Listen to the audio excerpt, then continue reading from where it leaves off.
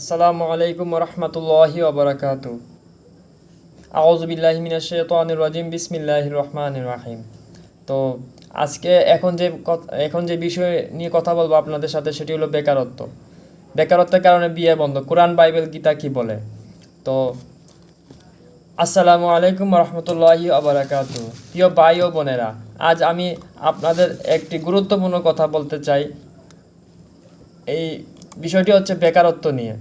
তো বেকারত্বের অজুহাতে বিয়ে বন্ধ করা এক ভুল ধারণা নিয়ে আজ সমাজে বলা হয় চাকরি নেই, রোজগার নেই, তাহলে বিয়ের স্বপ্ন দেখো না।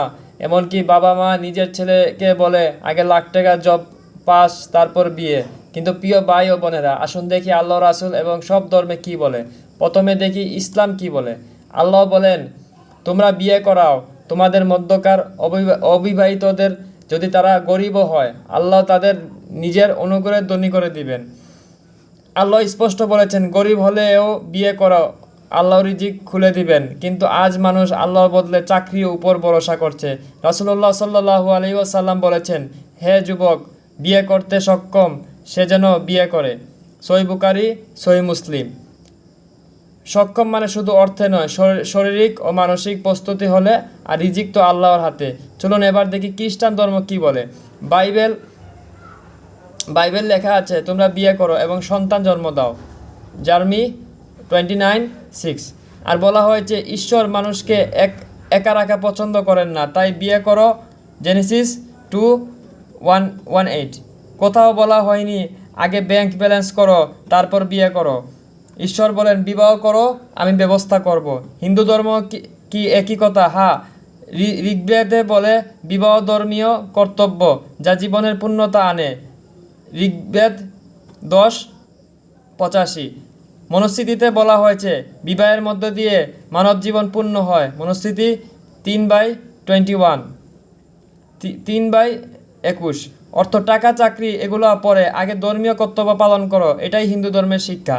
বৌদ্ধ ধর্মে কি বলে?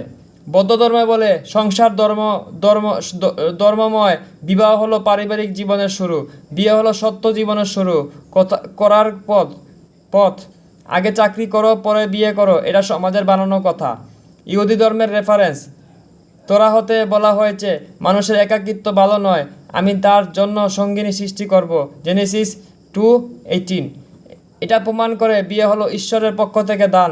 চাকরির শর্ত তো ঈশ্বর দেননি, সমাজ বানিয়েছে। তাহলে প্রশ্ন একটাই, যখন কোরআন বাইবেল গীতা তোরাহ সব ধর্ম বলে বিয়ে করো, ঈশ্বর রিজিক দিবেন, তখন সমাজ কেন চাকরির নামে বিয়ে বন্ধ করছে? এটা কি ধর্মের কথা না কি সমাজের বানানো রেওয়াজ? প্রিয় ভাই ও বোনেরা, সত্য কথা এই, বিয়ে করলে বরং রিজিকের দরজা খোলে। কারণ বিয়ে করার মাধ্যমে জীবনে পূর্ণ হয়। আল্লাহ বলেন, ঈশ্বর বলেন, ভগবান বলেন, তুমি চেষ্টা করো, রিজিক আমি দেব। তাই বেকারত্ব কোনো ধর্মের বিয়ে বন্ধ করার কারণ নয়, বরং বিয়ের মাধ্যমে জীবন বরকত আসে। তাহলে আসুন আজ আমরা সমাজে ভুল ধারণা ভেঙে দিই, আল্লাহর উপর ভরসা করি, ঈশ্বরের কথায় জীবন গড়ি, বিয়ের করি, পরিবার গড়ি, বরকত আনি ইনশাল্লাহ।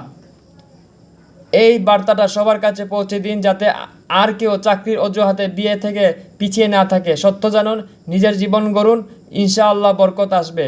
এবং আমি বলবো, যারা চাকরিতে কোনো বরকত পাচ্ছেন না তারা ব্যবসা করুন, আর না হলে আপনার রিক্সা চালান, তারপরেও আপনি চাকরি ছাড়ুন। কারণ চাকরির মাধ্যমে বরকত আসে না, কিন্তু ব্যবসার মাধ্যমে বরকত আসে। আপনার দরকার বললে শাকসবজি ফলান, আপনারা পারলে গরু ছাগল পালেন, আপনারা পারলে পুকুরে মাছ ফেলান। চাকরিতে যাবেন না, চাকরির মানে দাসত্ব। আপনি চাকরি মানে আরেকজনের কাছে দাসত্ব হয়ে গেলেন। আপনি নিজে কিছু করার চেষ্টা করেন, নিজে উদ্যোক্তা হওয়ার চেষ্টা করুন, আল্লাহর নাম নিয়ে শুরু করুন, ইনশাল্লাহ ভালো কিছু হবে। আর বর্তমানে চাকরি করে চাকরির বাজার খুব খারাপ, আপনারা সবাই জানেন চাকরির বাজার খুব খারাপ। এর থেকে বরং আপনি যদি সিএনজি ওটা কিনে চালান বা ভাড়া চালান, তাও আপনার এটার মধ্যে সুখ আছে। কারণ রিজিকের রাস্তা বন্ধ হয় না, চাকরির মাধ্যমে রিজিকের রাস্তা বন্ধ হয়ে যায়। একটা নির্দিষ্ট পরিমাণ চাকর বানায় আপনাকে দিন শেষে আপনার বেতন দিচ্ছে। আপনার তো ওইরকম বেতনও দিচ্ছে না, জিনিসপত্রের যে দাম।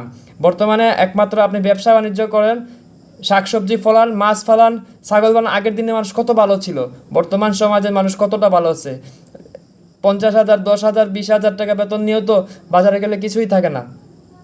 আমাদের তো গরিব বানিয়ে দেওয়া হচ্ছে। আজকে যদি আমরা সবজি ফলাতাম, আজকে যদি আমরা ছাগল পালতাম, গরু পালতাম, আগের গ্রামের নেচার থাকতো, তাইলে আমরা আজকে দিন দিন গরিব হতাম না। চুষে চুষে এই ব্যাংক ভিত্তিক বা সব দিকেই আমাদের টাকাগুলো নিয়ে যাচ্ছে তারা, এবং আমাদের কর্মবিরতি দিয়ে দিছে, এবং আমরা মানুষের গোলাম হয়ে গেছি। আগে আমরা 5 টাকার বীজ লাগাইলে আমরা হাজার হাজার টাকার বীজ সবজি খেতে পারতাম।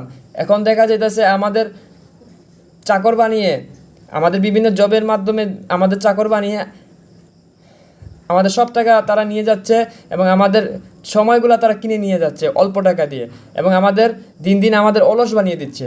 তো সবাই ভালো থাকুন। আসসালামু আলাইকুম ওয়া রাহমাতুল্লাহি ওয়া বারাকাতুহু।